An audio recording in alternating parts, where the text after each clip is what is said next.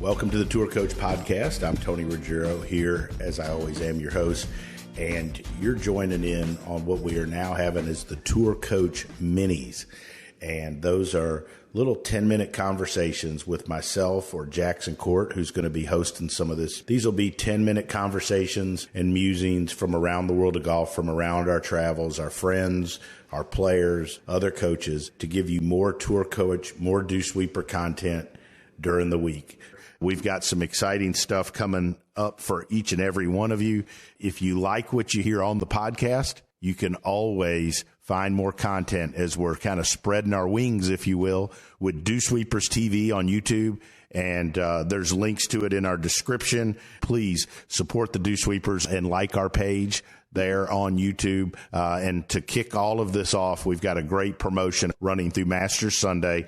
And if you go onto our YouTube page and subscribe, and on any of the videos in the comments section, you just put hashtag Dew Sweeper TV. That's hashtag Dew Sweeper TV. Or you take a screenshot of this podcast, and on Instagram, you tag me at the Dew Sweeper and hashtag Dew Sweeper TV. We're going to sign you up for a drawing on Monday after the Masters for a set of Srixon irons, ZX 4, 5s, or 7s, 12 gloves of your size, and 12 dozen balls. We're going to do that drawing Monday after the Masters. You can check the links in the description part of this podcast, or for a link to it, go to YouTube TV, type in Dew Sweeper TV, and watch some of the videos, listen to it, put in hashtag Dew Sweeper TV or hashtag Pro Work or hashtag Tour Coach, and you will register for the drawing the Monday after the Masters. That's a set of Srixon irons, 12 dozen gloves your size, 12 dozen Srixon golf balls,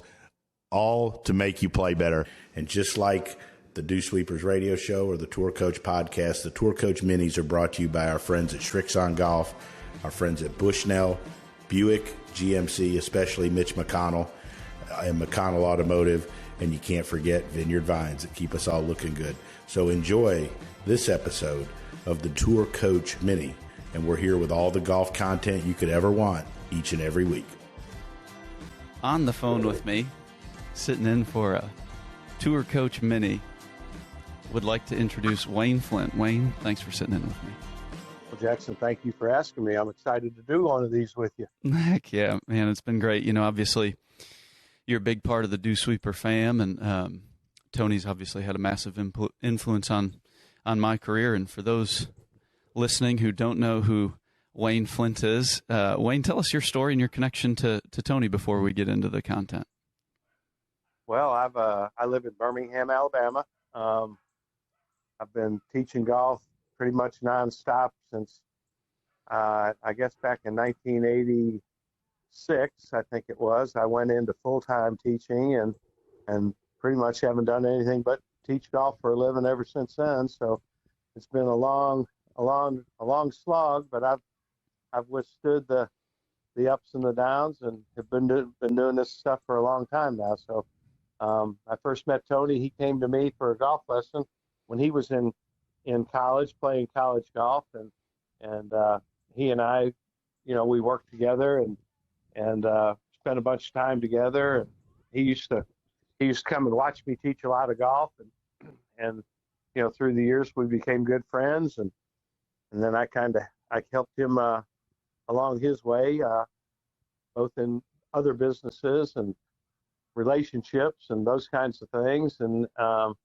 you know, he called me and turned to me and said, you know, I think I want to start teaching golf for a living. I'm not happy doing what I'm doing business wise, and asked me if I would help him. And so of course I did, and you know, tried to help get him on track and teach him how to do what we do. You know, there's a little bit of a learning curve to learning how to do it, and there's an art form as to how to conduct a professional golf lesson or a good golf lesson. If you just want to make it cut and dried, good lessons or bad lessons, there's art to giving a good golf lesson. And I was fortunate in my career to come up in the Golf Digest instruction school era. Okay. And I got to work underneath a bunch of great teachers, the Bob Toskis and Jim Flicks and Davis Loves and Paul Runyons, and just a a wonderful group of teachers. I mean, they were the best in the world at the time, and I was smart enough to keep my ears open and my eyes open and keep my mouth shut, because I really didn't know what I was talking about back then. But I stayed the course and kind of learned how to do it. And as anything goes, the more you do something, the longer you do it, the luckier you get. So I was fortunate early on to have a bunch of great mentors, and that's something I've tried to do. I've kind of flown under the radar doing it for a lot of years, but I've tried to mentor a lot of people, Tony being one of them, and I guess you'd kind of fall in that category a little bit. Oh yes, sir. I certainly do. I think we got a young cat up there in Philadelphia that we're trying to help, and I know I've got a young guy out in Texas that I've tried to spend a little bit of time with. So, I've tried to find the kind of people that want to be mentored, not the ones that just want to be patted on the back. Because trying to get good at something is a little harder than most people want it to be, isn't it? Yes, sir. Yes, it is. And as your instruction has grown, you've remained consistent with this thing we'll touch on, being the 7 things. And can you go into that a little bit and give us a good idea of what it is you teach? For sure. I was, like I said, I was fortunate in the early days because I spent so much time with so many great teachers, and I really didn't know what I was doing at all. And so I always carried a little notepad and a pen in my pocket. And whenever someone would say something, I'd get that little pad out and I'd write it down. I'd stick it back in my pocket and I'd go back to work. And, at the end of the week, I had a file for every golf school I did. And I'd throw all my notes in the file. I tried to write more concise notes.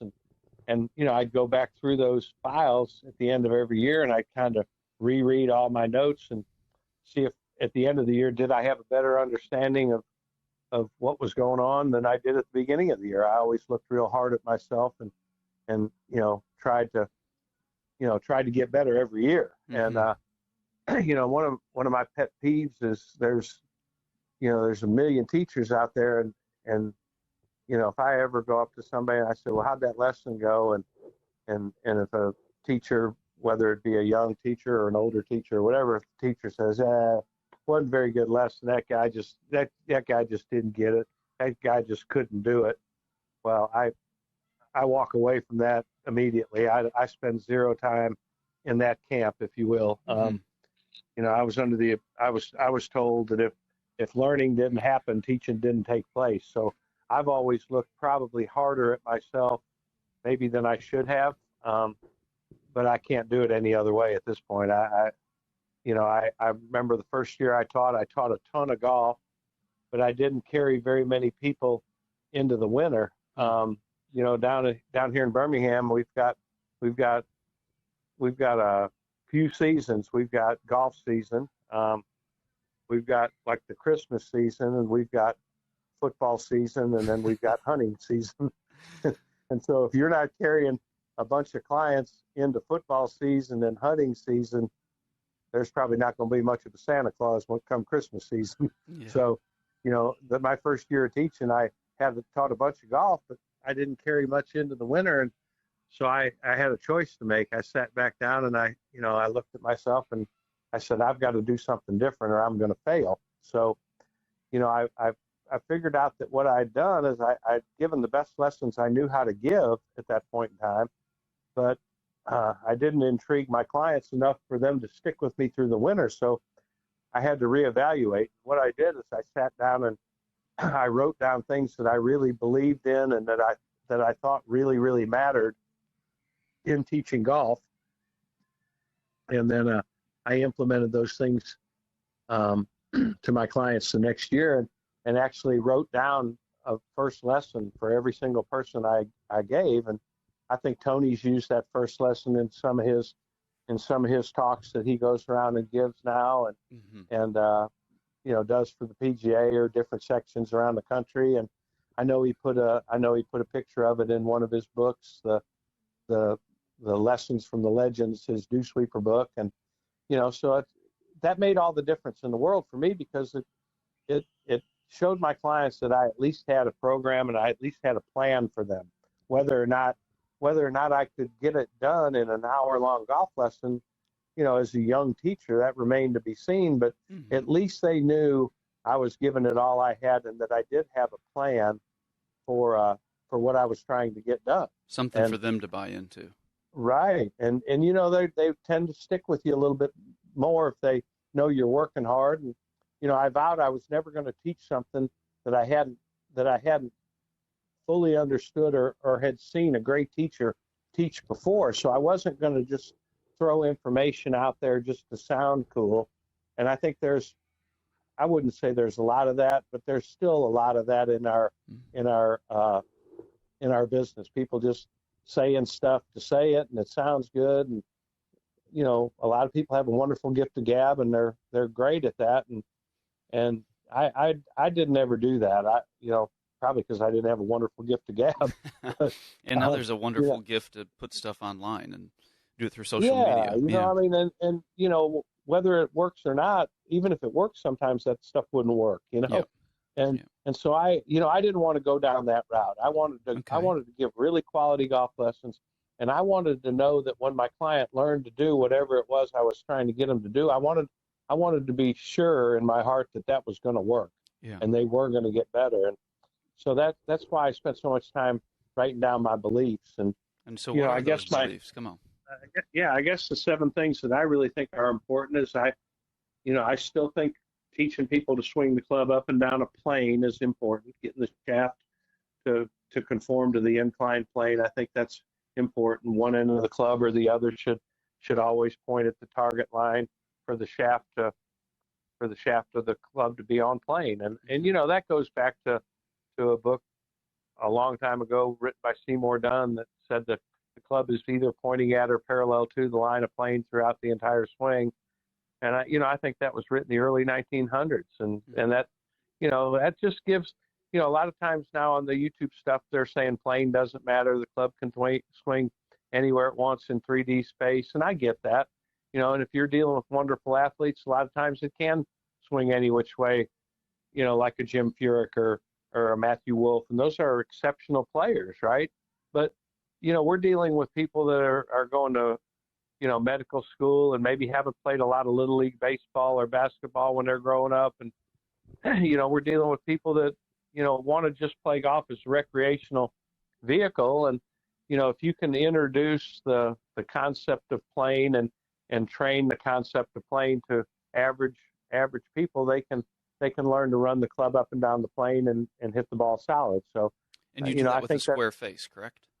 Right. I still think that's important. That's my number 2 thing is, once we get the shaft on plane, I like to have a flat left wrist and a square club face.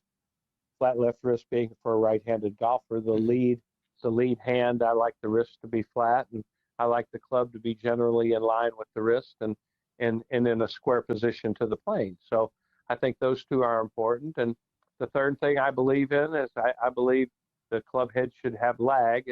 It should trail behind the hands and should get drugged through impact in a lagging condition.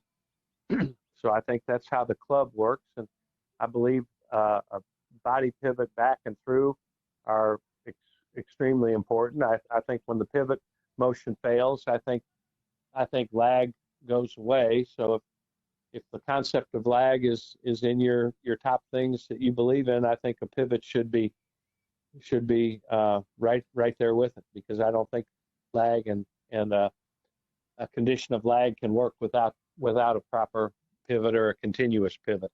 So those would be 4 things. And then the 3 things that I kind of throw in there to kick along with it, I like a steady head, not a still head, but a relatively steady head. I don't like a lot of side to side stuff or a lot of up and down stuff. I like the head to be very steady, and I like there to be a good bit of rhythm and balance in the golf swing. So that would kind of round out my 7 things: on plane shaft, a square club face, a lagging club head condition, a pivot motion out of the body back and through, steady head with rhythm and balance. And golf's not that bad, is it? It's really not. And I kind of operate within that system, if you want to call it that. If we got to name it something, that would be my preferences. That's kind of how I like to talk about it. those are things that I prefer to have happen in a golf swing. Now, there's a gazillion things that can happen in a golf swing, and sometimes they don't just all fall under those 7 things. But if you look hard enough, you can pretty much get every problem back to the root cause of those 7 things. And that certainly can give younger teachers something to organize their thoughts and their beliefs in, and make it easier maybe for them to put a product out there that you can give to your clients, to let them know you have things in your mind that you're trying to get done, and you have a belief system, not just try this and try that and let's hope it works. Yeah. But actually have something that you believe in. And like you mentioned, if the teacher can create this understanding for the student, they can, on their own, with this understanding, be able to tap back into that and maybe start to educate themselves on how things are going, whether good or bad, when they're playing golf away from the lesson, which is almost more important than the lesson itself, being able to get them to do that away from you. Would you agree? Absolutely. And that's something that I try with my clients. I teach a lot of kids, high school kids, that go on and play college golf. For whatever reason, I've been lucky to have a bunch of kids do well in that arena. And, it's through their hard work, really. But I really want my students to understand their golf swing and how it works. And I want them to understand their tendencies, even if they're negative tendencies. I want them to understand what those tendencies are, so that they can keep control of themselves when they're out there playing golf, and they can right the ship when it's not always going perfect for them. Well, Drano, we could probably sit here and talk about these 7 things for a lot longer than 10 to 12 minutes, because we're already running on past it. But we're going to hit pause on part 1 of the Mini with Wayne, and we're going to resume with part 2 with some better coaching questions coming up for you guys.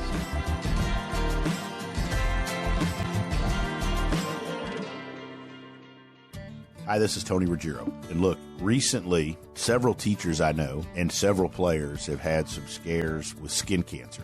In fact, I recently went and saw a dermatologist here in town, and I had a couple things frozen off: eyelid, my face, my earlobe, and not getting any younger. And I know it's getting to that time of the season where it's cooler, but look, being in the sun is a real deal, and I've not been very good, to be totally honest, my whole career at using it at all, because I didn't like how greasy it was, how hard it was to get off your hands, how it clogged up my pores. And then I found this sunscreen, Visor Skincare. It's clear, it goes on, it doesn't dry you out, it isn't greasy, it's like you didn't put anything on it. By far, it's the best sunscreen I've ever used. Without a doubt, is the easiest to use.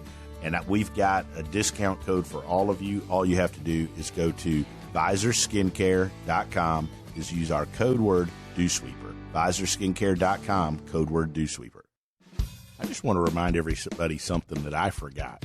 Recently, a couple weeks ago, my wife and I went out. We went to a wedding, and afterwards with some friends, we were like, hey, where's a great place to go? I'll be honest, in my travels and day-to-day, sometimes I get caught up and I forget some of the great places right around the corner. But I got to remind you about the Icebox Bar on 755 Monroe Street.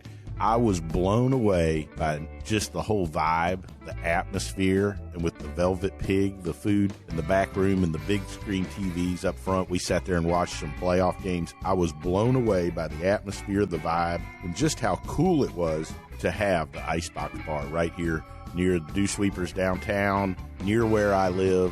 You're looking for a great place to go sit, watch some games, hang out, play some pool, you got to go to the Icebox Bar right there on Monroe Street. There's a good chance you'll see all of us hanging out. But do yourself a favor, go visit the Icebox. It's one of the best places out there.